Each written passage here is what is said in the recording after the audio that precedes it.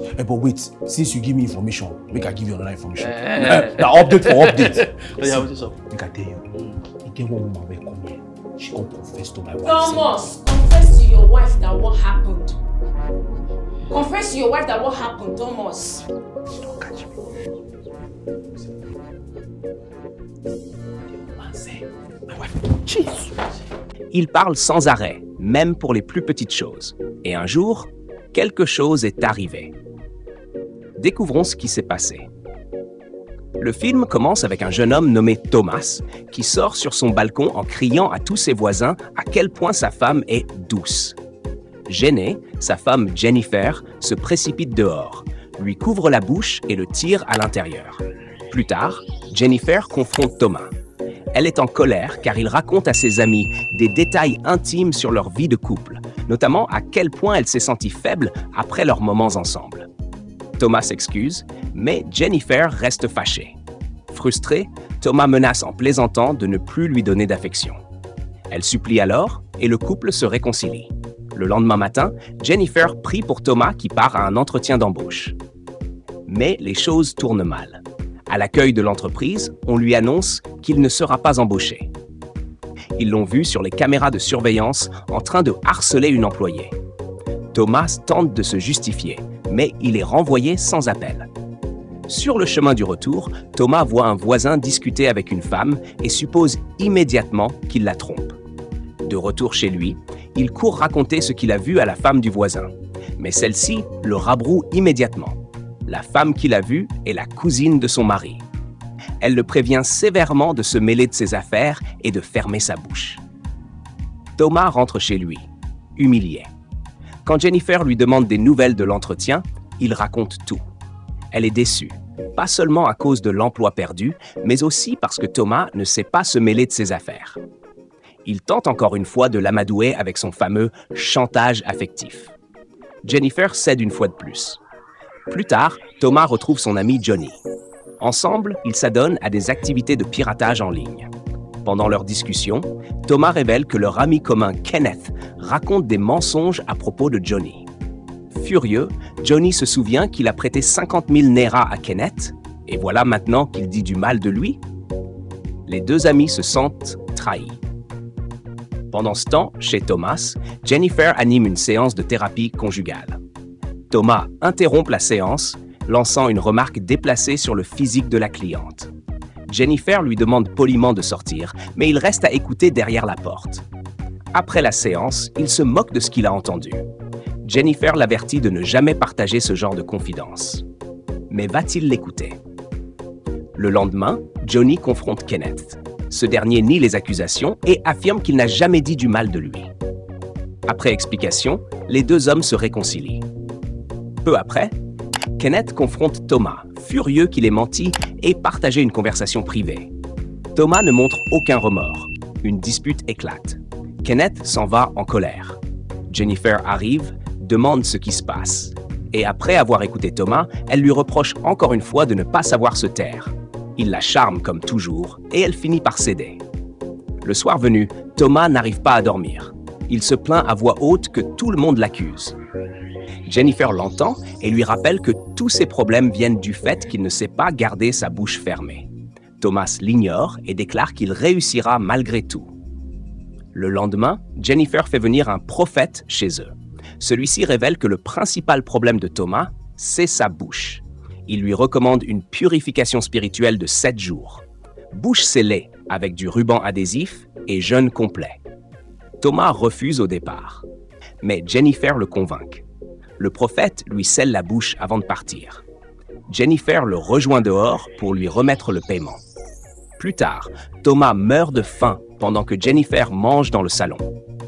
Elle lui rappelle les instructions du prophète. Pris de compassion, elle lui donne un peu d'eau.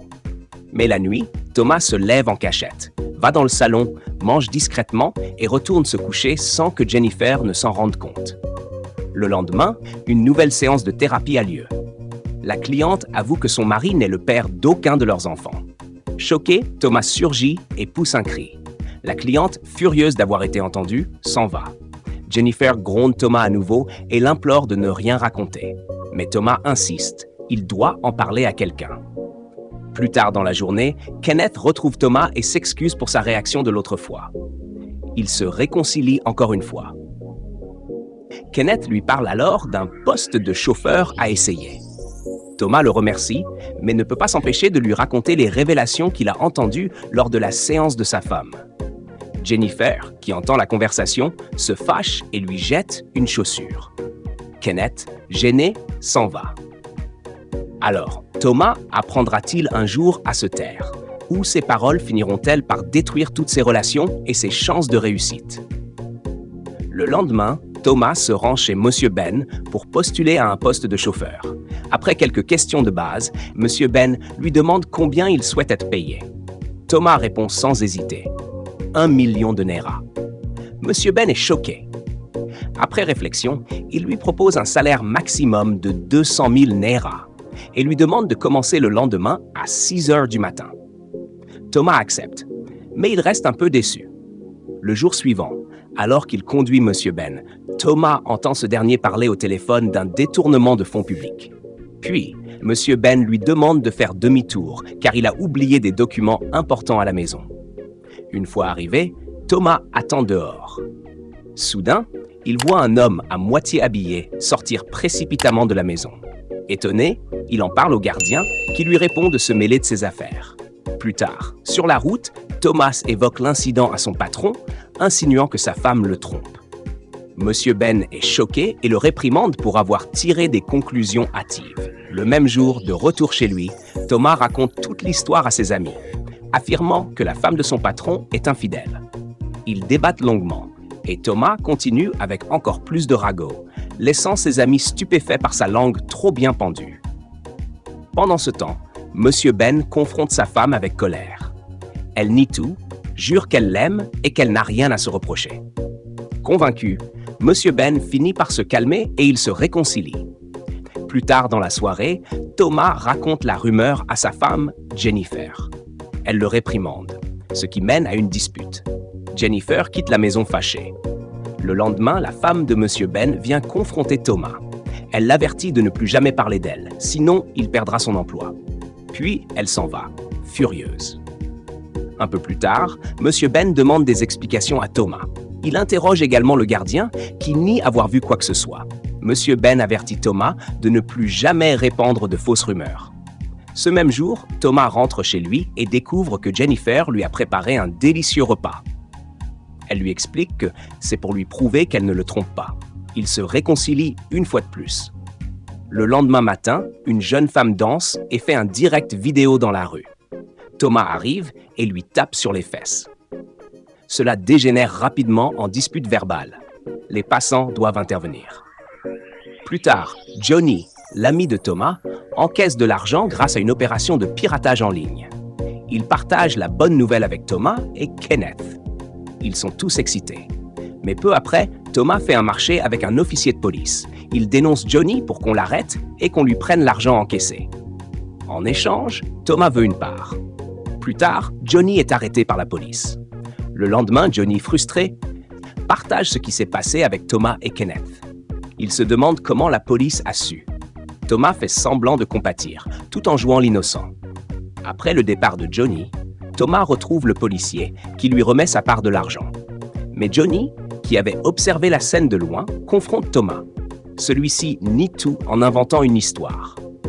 Pendant ce temps, la femme de Monsieur Ben réveille en urgence son amant pour qu'il parte avant que son mari n'arrive. Ce même jour, Thomas discute avec Monsieur Ben comme si de rien n'était. À l'intérieur de la maison, l'amant de sa femme s'empresse de partir, mais Monsieur Ben trouve un vêtement étrange.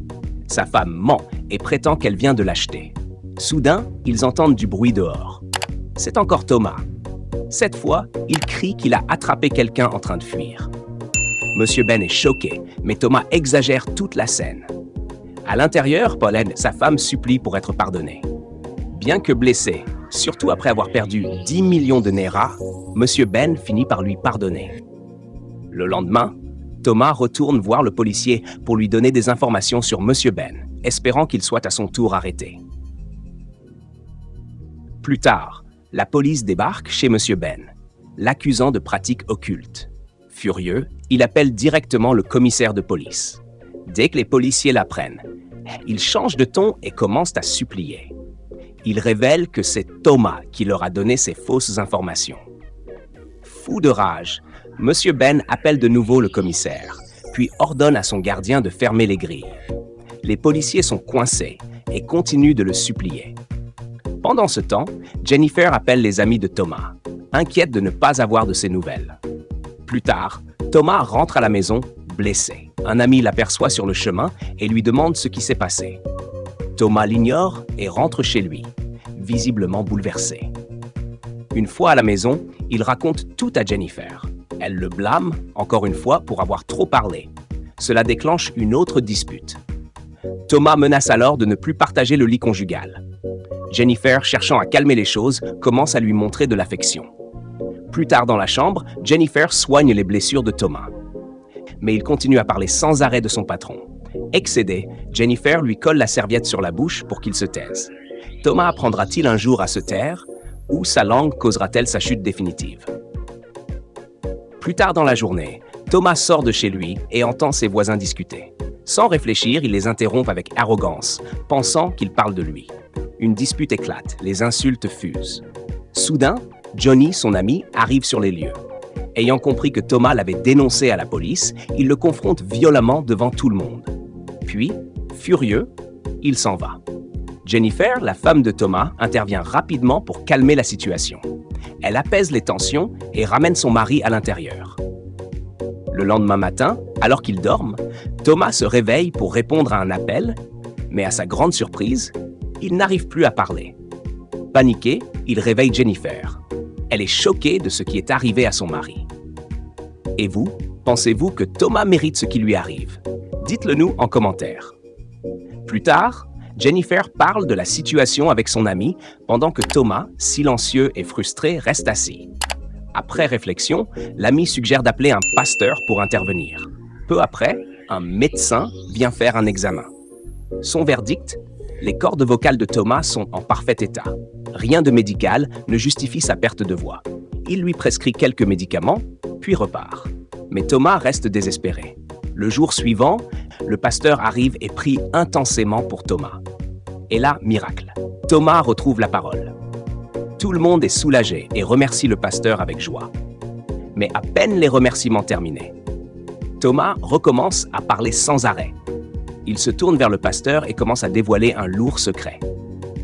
Jennifer tente de l'arrêter, mais trop tard. Thomas déclare: « Ma femme m'a avoué un jour que aucun de nos enfants n'est de moi. Ils sont tous d'un autre homme. » Le pasteur, bouleversé, se lève sans dire un mot et quitte la maison, profondément attristé. C'est à ce moment que Thomas comprend qu'il vient encore de tout gâcher avec sa bouche. Plus tard dans la soirée, Jennifer fait ses valises, décidée à mettre fin à leur mariage. Mais Thomas tombe à genoux, pleurant, suppliant, promettant de changer. Après de longues supplications, Jennifer, touchée mais blessée, accepte de rester. Ils se réconcilient. Mais les blessures sont profondes et la leçon est dure à oublier. Thomas changera-t-il pour de bon ou retombera-t-il dans ses mauvaises habitudes?